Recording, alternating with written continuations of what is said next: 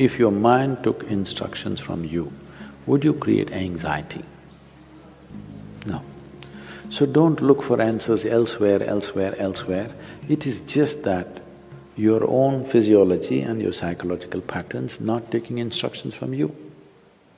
So you said so many things, I try, whatever these big words are floating all over California particularly, about surrendering to it, about letting it go, about… Not for one person has such a thing worked, ever. Has it, I'm asking you? You have anxiety, try to let it go. Does it go? Even a flu, damn flu doesn't go. Yes or no? Even a simple cold does not go, you say go, does it go? So, let's not get into this fanciful states of surrendering, these are all words thrown around. Nobody knows what is surrender. Because when it happens, you will not know it has happened. You can't do it, I surrendered. How's that possible? So, leaving those things, essentially, as I said, you have not read the user's manual of how this works. We need to pay attention to this. The system is made in such a way, if you hold your hand like this, it'll work one way. If you do like this, it'll work another way. If you do like that, it'll work another way. It's a phenomenal process. If it was a simple thing, we could have just beaten it into shape with hammer and anvil, okay? It's too sophisticated. It's a phenomenally complex machine. One needs to pay a certain level of attention to be able to use it for what it is designed for. Otherwise, it'll get itself messed up. Now, there may be many factors, there may be genetic factors, there may be sociological factors, there may be growing up issues, various things. But do not ascribe your problems to any of those things. The important thing is just this, you are not able to have your mind the way you want it. That's the only problem you have, isn't it? The moment you ascribe it, I'm like this because my father was like that, I'm like this because my grandfather's genetics were not okay, you're finished. Because we can't change those guys now. Yes? You can't choose a different father or a different grandfather now, it's over. But you can transform this.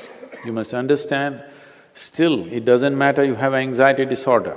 Still, if you put a piece of carrot, there is an intelligence here which can transform a carrot into a human being. That means every day a new body is being manufactured within you, isn't it?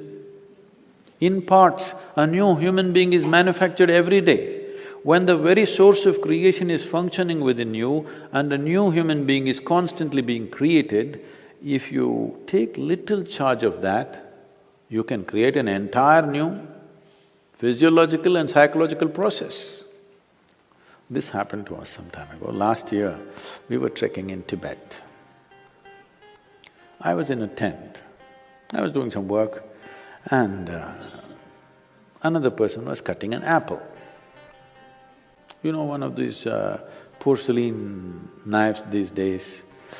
So the other person around says to this person, "It's a very sharp knife, be careful."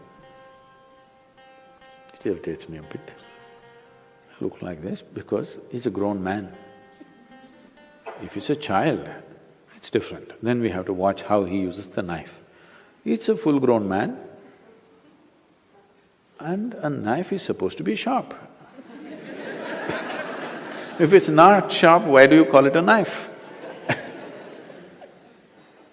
So I ignored it and continued to work. In another 2 minutes, she says again, "It's a very sharp knife, be careful."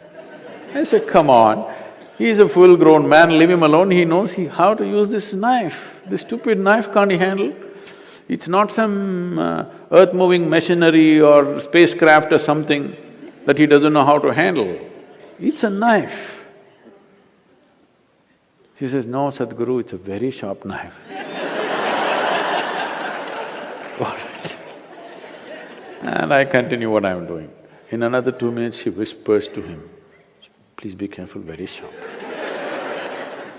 And in another 2 minutes, he cuts his finger.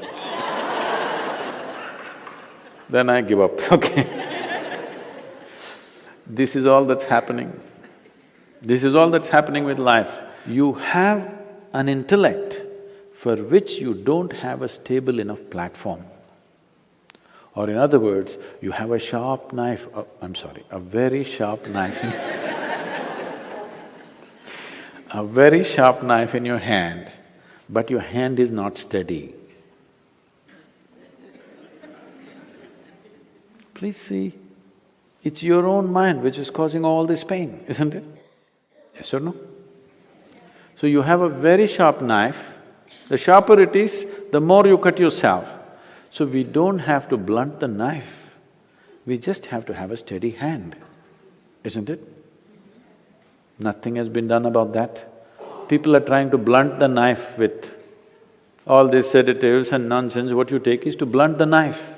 Blunting the knife is not the answer, because if you lower the possibilities of who you are, everything will be okay. If you remove half of your brain, you will be quite peaceful. Because it takes some brain to cause anxiety.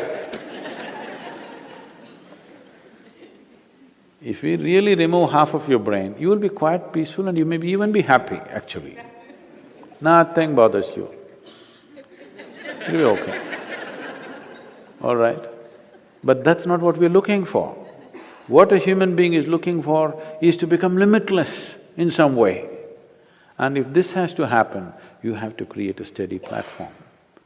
Knife need not be taken away, knife need not be blunted. Only thing is, hand needs to be steadied, isn't it? No process to do that.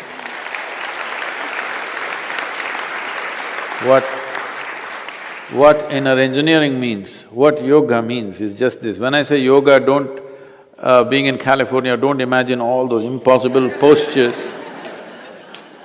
Yoga does not mean postures, yoga means union, okay? The word yoga literally means union. This is the first form of union. Your right and left. This is called as Pingala and Ida in yoga, the masculine and the feminine within you. Just put it together, just do the simple sadhana, all of you. If you can't do any other yoga, this much you can do, isn't it? What you do is something that concerns your life. It could be the sun coming up. Sun is coming up. Without sun coming up, you wouldn't exist on this planet, isn't it? The warmth of life is going on within you only because the sun comes up. Without the tree exhaling oxygen and you exhaling in carbon dioxide for it and this exchange happening, you wouldn't be alive, isn't it?